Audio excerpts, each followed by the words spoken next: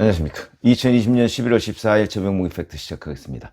라임 자산운용의 전주로 알려진 김봉현 전 스타모빌리티 회장의 말, 증언, 뭐 이런 것 때문에 지금 그 추미애 법무부 장관과 윤석열 검찰총장 간 갈등뿐만 아니고 추 장관이 윤석열 검찰총장이 수사지휘권 박탈, 뭐 이런 거에 근거가 되는 것, 그리고 검사 접대, 여당 정치인, 야당 정치인에 돈 줬다는 부분, 뭐 이런 부분까지가 전부 다 이제 문제가 되고 있고, 그게 사실은 지금 그 법무부 검찰 갈등의 상당 부분을 차지하고 있습니다.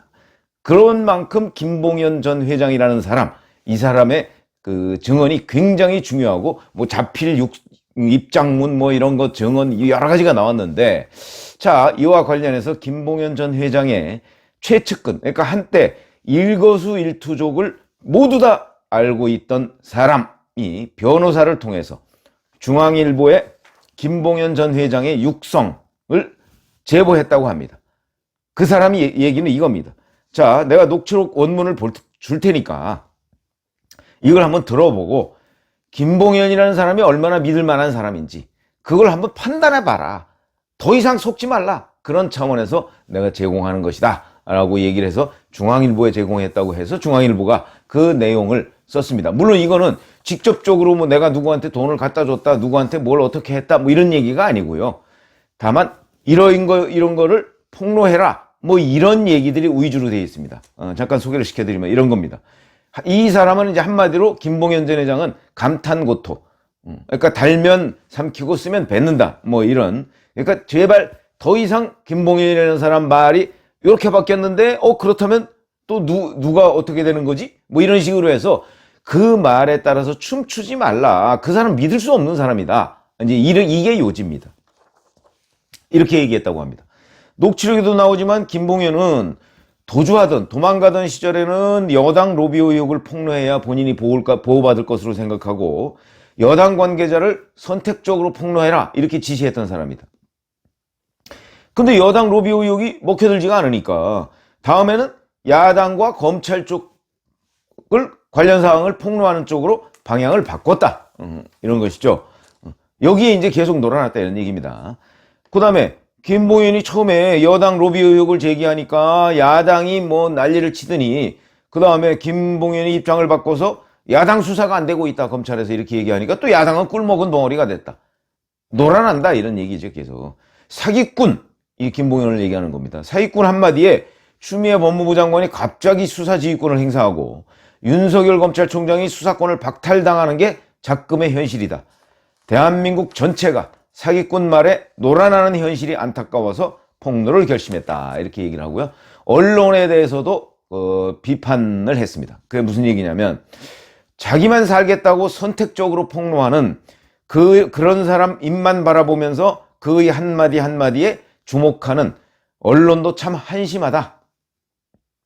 자세히 들어보면 정치인이든 검찰이든 그가 직접 로비했다고 주장하는 사람은 한 2명 정도에 불과하다.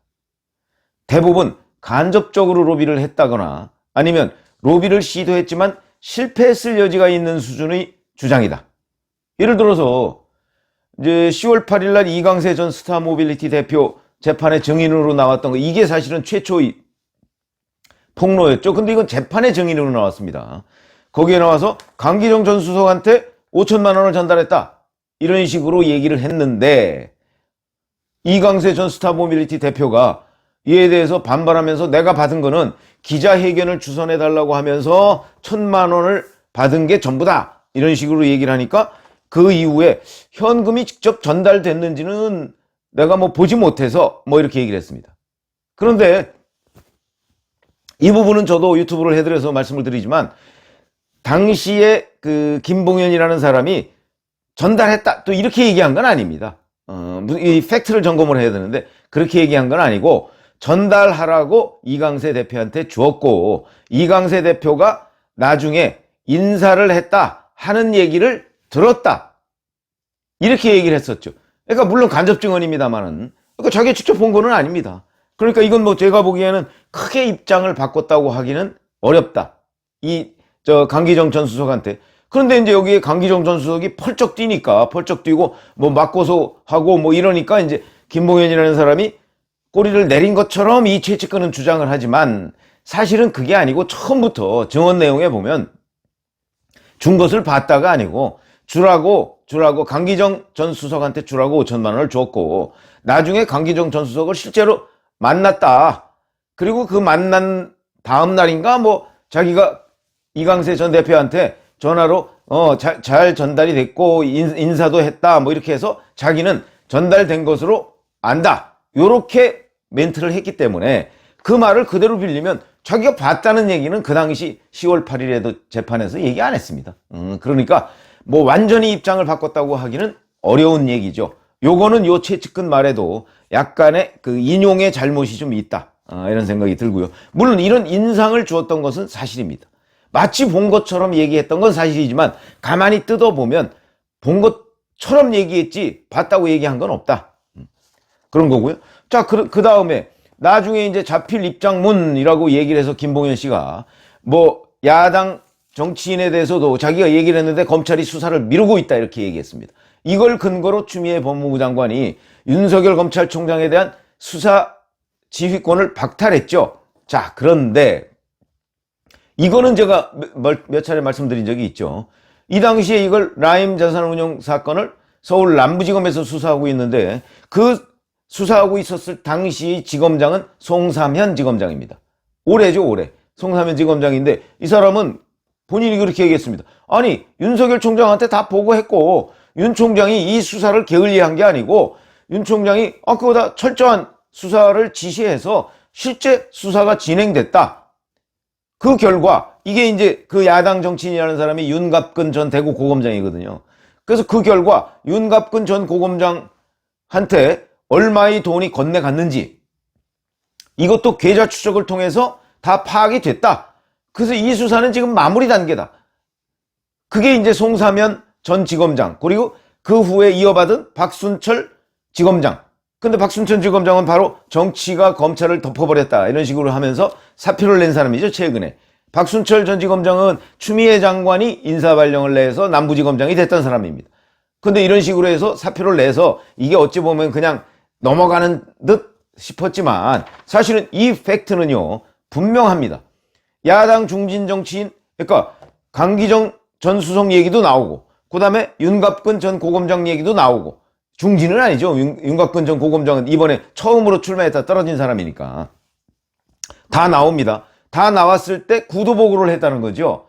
남부지검장이. 구도보고를 하니까 총장이 그에 대해서 여당이든 야당이든 그 자칫 잘못하면 오해받으니까 철저하게 수사하라. 이런 식으로 해서 윤곽근 전 고검장에 대한 은행 계좌 추적을 해서 2억 2천만 원이 그 라임 측 계열사로부터 윤곽근 전 고검장한테 들어간 것을 확인했다.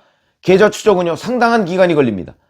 그러니까 그 결과가 나왔다는 얘기는 상당한 기간 동안 수사가 계속됐다는 얘기고, 그렇게 따지면 윤석열 검찰총장이 수사를 게을리했다고 볼 아무런 근거가 없고 그 근거는 오로지 김봉현 씨 말밖에 없다.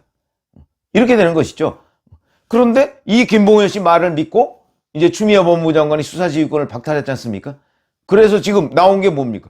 그리고 그 2억 2천만 원이라는 것은요, 윤곽근 전 고검장은 변호사 비용이라고 지금 얘기하고 있고요. 그 가능성이 전 더 높다고 생각합니다. 왜냐하면 2억에다가 세금 10% 2천만 원. 아마 이렇게 은행 계좌로 더군다나 받았다는 건데, 아니 은행 계좌로 로비 자금을 받는 사람이 어디 있습니까? 받으면 현금으로 받지. 그러니까 이거를 이제 김봉현이라는 사람, 그리고 이거 준 사람이 또 김봉현도 아닙니다. 김영홍이라는 다른 그 라임의 계열사의 대표가 윤곽근 전 고검장한테 준 건데, 이 사람이 그걸 또 어찌 알고 그 얘기를 한 겁니다.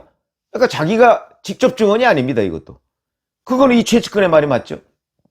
그렇게 따진다면 그 말에 그 2억 2천만 원의 성격, 윤곽근 전 고검장은 변호사 비용이라고 얘기하고 이 사람은 로비 자금이라고 얘기를 하니까 그 성격을 규정하는 일만 남았다. 그러면 그게 어떻게 수사를 게을리한 것이냐, 이제 이런 얘기가, 그건 팩트로서 확인되는 것이다. 이런 얘기고요. 또 하나, 검사 접대 얘기도 또 김봉현 씨 얘기입니다. 이것도 추미애 법무부 장관이 김봉현 말만 믿고서 뭐 검사 접대했다니까 어쩌고저쩌고 얘기를 하는데, 자, 첫 번째 우선 접대를 했다는, 김봉현이 접대를 했다는 그 날짜를 아직까지 특정하지 못하고 있습니다. 언론에 따르면 그때 그 룸사롱의 뭐 직원들 전화, 뭐 주변 전화 이런 걸 다 합쳐서 역추적해 보니까 작년 7월 12일이나 18일 둘 중에 하나일 것으로 보인다, 이런 정도지 날짜를 아직까지 특정하지 못하고 있습니다. 그런데 자기가 거기에 가서 현직 검사 3명을 만약에 접대를 했다고 한다면 그 날짜를 특정하지 못할까요? 그 룸사롱의 예약 이것도 있고 뭐 자기 기록도 있고 다 있을 텐데, 자기 전화에 뭔가 기록도 남아 있을 것이고, 그런데도 아직 특정을 못하고 있다. 이것도 문제고요. 자, 근데 뭐 그건 그럴 수 있다고 칩시다. 그러면 만약에 그 검사가 접대를 받았다, 이렇게 이제 김봉현 의원의 말이 맞다, 이래서 접대를 받았다고 우리가 인정을 할 때 이제 또 무슨 문제가 생기느냐. 이 당시에 이제 자기가 접대를 해서 로비를 했다는 건데, 라임 자산운용 사건에 관해서 검찰이 수사를 할지 수사를 안 할지 이 부분에 대해서 결정도 하기 전입니다. 고발이 들어온 것도 없습니다. 라임 자산운용은 이 7월달 검사 접대가 있었다는 이때로부터 한 달 뒤에 금감원에서 조사에 들어갑니다. 그러니까 금감원의 조사로 그냥 끝났을 수도 있고, 그리고 라임 자산운용의 수사팀이 실제로 구성된 거는 올해 2월입니다. 그러면 무려 7개월 전에 내가 혹시 수사받을지 모르니까 검사들 접대해둬야지. 그게 수사팀이 뭐 구성될지 안 될지도 모르는데. 그러니까 설령 접대를 받았다, 이게 맞다고 할지라도 제가 보기에는 검사들이 접대받아? 이거 김영란법 위반이야. 뭐 아마 이 정도 아닌가 싶습니다. 이 정도. 직접 엮기는 어려운 거죠. 수사팀에 들어갈 사람이 접대받았다? 수사팀이 꾸려지지도 않고 수사팀은 구상도 되지 않았는데 어떻게 그 수사팀을 접대했다고 할 수가 있겠습니까? 그런데도 불구하고 추미애 장관은 이 말을, 제가 지금 말씀드리는 거는 접대를 받았는지 우선 불투명하고, 받았다 할지라도 이거는 그냥 뭐 김영란법 위반 정도 되는 건데, 그걸 가지고 이 뭐 수사지휘권을 박탈하고 무슨 검찰 개혁이 어쩌고, 물론 검사들이 업자들로부터 접대를 받으면 안 된다, 이거는 뭐 대원칙이죠. 그러나 검사들이 다 그렇게 청렴결백하게 산다, 그랬으면 좋겠지만 세상은 꼭 그런 건 아니지 않습니까? 그러니까 청렴결백하게 살지 않았다면 그런 사람 적발해서 징계하거나 뭐 이렇게 하면 되는 거죠. 그런데 문제는 김봉현 말만 믿고 검사들이 당연히 접대를 받았을 거다 이렇게 판단하고, 심지어는 어느 뭐 검사를 특정하고, 지금 날짜도 제대로 안 나와 있는데 이런 식이 돼서는 곤란하다. 검증을 해봐야 된다, 김봉현 말을. 검증 안 하고 지금 거기에 춤췄다가 지금 나온 거 없습니다. 아직 언제 접대를 받았는지, 야당 정치인 수사, 이건 이미 팩트로서 뭐 거짓말 이미 들통이 났고요. 이런 것들 때문에 이 김봉현 전 회장의 최측근이라는 사람이 중앙일보에 이제 육성 이걸 한번 들어보고 판단해라 이런 식으로 얘기를 했는데, 뭐 그렇다고 해서 그 수사지휘권 박탈 뭐 이런 거 아마 원상회복 안 할 겁니다. 추미애 법무부 장관 그 고집으로 원상회복 안 하고, 또 야당 정치인 수사 이거 뭐 엉터리로 자기가 김봉현 말만 믿고 했다 미안하다 이렇게 할 사람도 아니죠.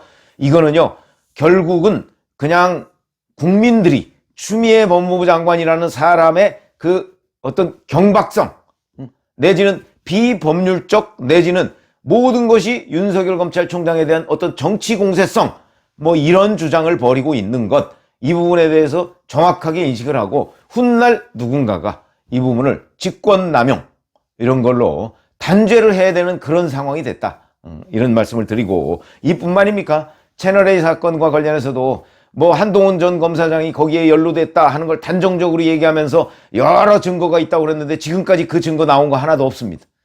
오히려 증거라고 나온 2월 14일 그 녹취록을 보면 그거는 증거가 아니고 한동훈 검사장이 결백하다는 것을 입증하는 그런 자료에 불과합니다. 그런데도 지금까지 아무런 사과도 하지 않고 있는 거 아니겠습니까? 여전히 한동훈 검사장 지금 옥죄고 뭔가 조작할 방법을 연구하고 있는 것으로 보이는데, 그렇지 않습니까? 최근에는 뭐 휴대전화 비밀번호를 강제로 들여다볼 수 있는 법을 만들겠다 이래서 또 파문을 일으켰는데, 이런 사람이니까 제가 보건대 이 김봉현 최측근이라는 사람의 증언, 이 사람의 말이라고 저희가 100% 믿을 수 있는 건 아니지만 적어도 이 사람의 말과 김봉현 전 회장이 얘기했던 거에 사실관계 같은 걸 점검해 볼 때 이 사람의 말은 귀담아듬을 들을 필요가 있다, 이런 식으로 생각을 해서 제가 전달을 해드렸습니다. 함께 이 모든 상황들이, 이 모든 팩트들이 어떻게 정리되어 나가는지 눈을 부릅뜨고 지켜봐야 될 것입니다. 감사합니다.